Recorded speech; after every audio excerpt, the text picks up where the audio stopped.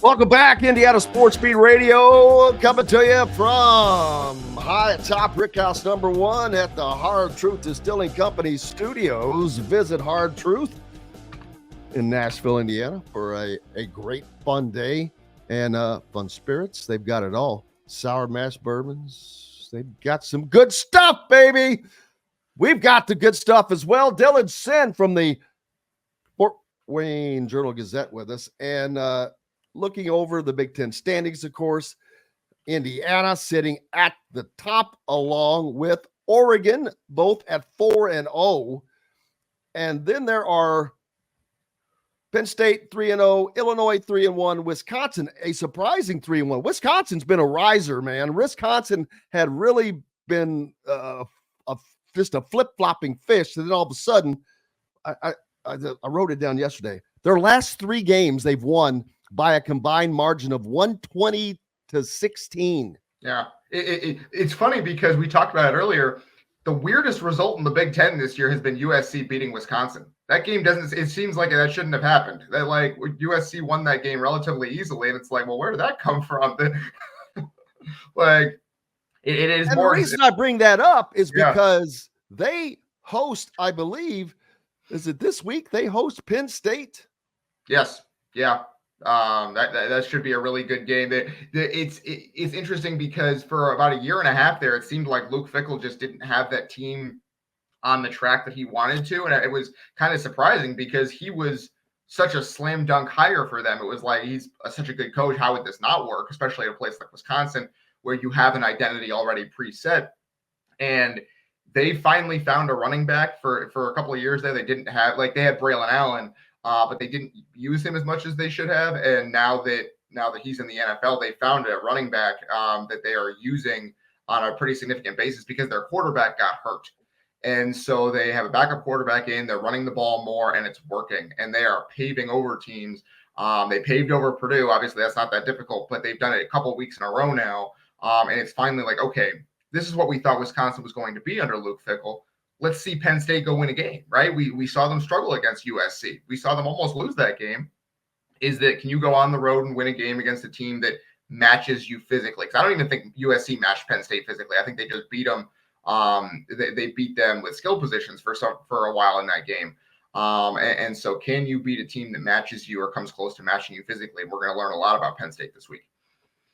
Yeah, and some chatter going on the Andy Moore Honda hotline and asking if that are we saying that if Indiana loses at Ohio State and they get their second loss in the championship game, they'd be out of the playoffs? First of all, if they lose to Ohio State, they won't be in the Big Ten championship. They probably won't. No, there are some scenarios where they could be. Oregon loses a game or right. It's going to take a lot of other things for that to happen. Exactly. Let's put it this way: 11 wins and IU is in the playoff.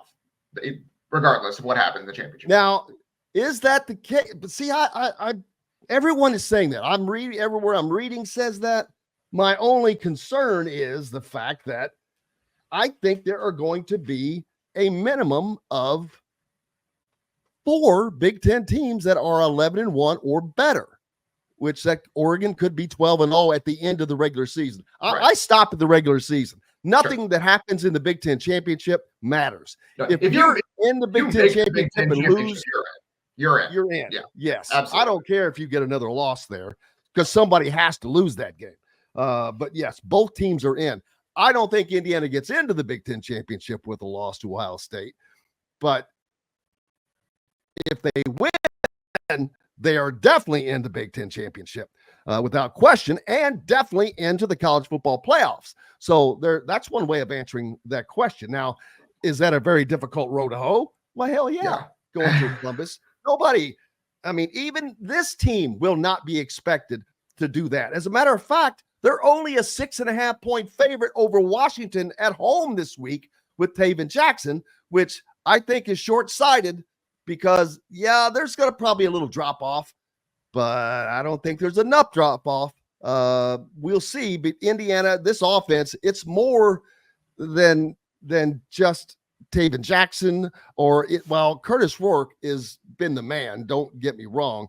Absolutely. There are a lot of weapons, and I think that Mike Shanahan and Tino Sinceri will do an incredible job of game planning. That's something Indiana has done, and I don't think people realize. Yeah. They game plan every week for every team. Everything is geared towards whom they're playing, both offensively and defensively.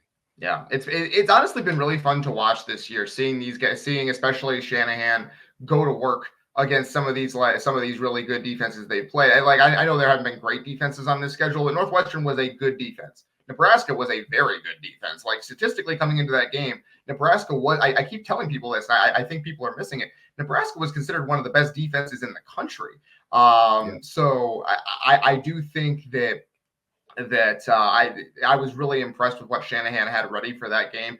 Obviously, it helps that the offensive line has been really good. It's really hard to scheme around an offensive line that's struggling. So I do think that that's part of it. But no, I think that there will be some schemed up stuff for this game. And again, we talked about the Steve Belichick effect. I think he's a fine coach. I think Shanahan is a better offensive coordinator than Steve Belichick is a defensive coordinator right now. That could change. Belichick's a young guy, but so is Shanahan. So I am interested to see that matchup play out. I think it's going to be fascinating, especially how IU schemes around some of the relative limitations that Jackson has compared to Curtis Rourke. I'm not saying Jackson is limited, but he is limited compared to Curtis Rourke, I do think.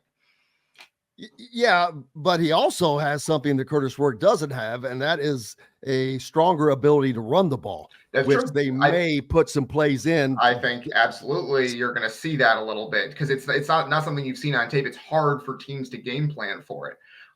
We saw that last year with Curtis Rourke. With Taven Jackson. Excuse me.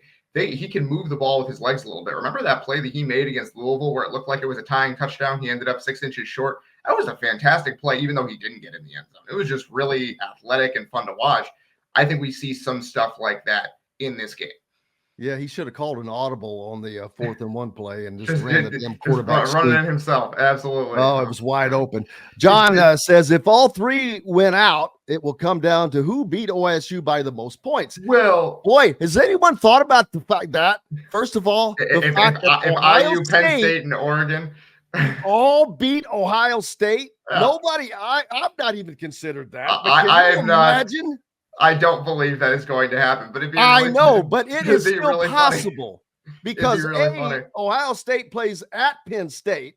Yeah. That's going to be difficult. I don't know how good Ohio State really is.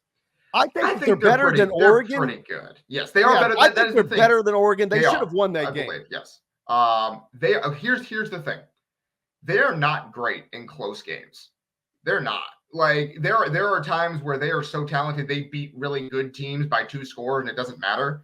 They're not good when the game is close in the fourth quarter. There are times where they keep it close, they let it stay close in the first half, and then they kind of pull away in the second half. But if that game is close down the wire and into the fourth quarter, they're not very good. I know their fan base is not happy with Ryan Day and his performance in some of those games, and I think that if IU can keep it close for 3 quarters, they are going to get a little bit tight. Ohio State is in that fourth quarter.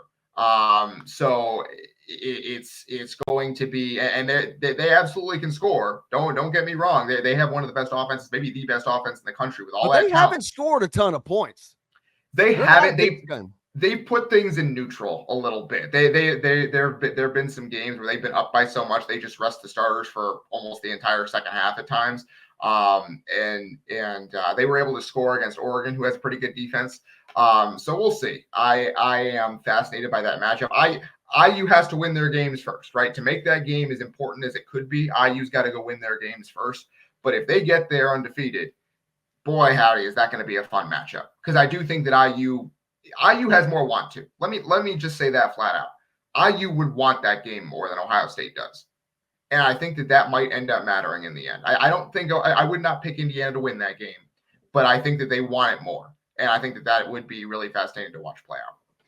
Absolutely. And I think that they know what lies at the end of that rainbow if they're able to do that.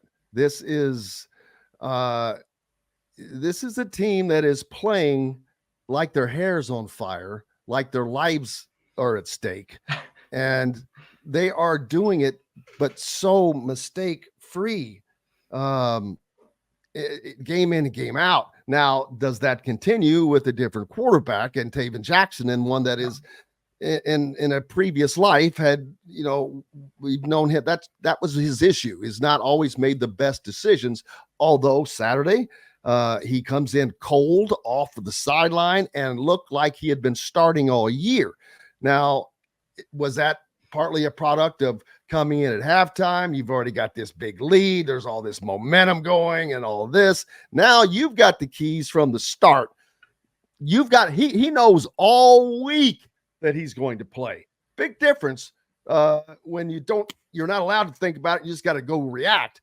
He's had all week to think about it, but I think that he is looking forward to the opportunity and is going to do what the rest of these players have done and just continue to play with this chip on their shoulder. The defense has been absolutely outstanding, and we'll see how it goes. Dylan, what is up next for you, man? Yeah, I'll be in Bloomington on Saturday. I'm really interested. I'm going to Bloomington on Friday night, so I can be there early in the morning Saturday for game day. I just want to see kind of the atmosphere around there. I'm really excited for that. So looking forward to that. It should be one of the highlights of the year for Indiana and for college football as a whole. I think it's going to be an absolutely electric atmosphere there. Absolutely. Dylan Sinn from the Fort Wayne Journal-Gazette. Looking forward to seeing you this week, brother. Absolutely, Jim. Looking forward to it. See you then.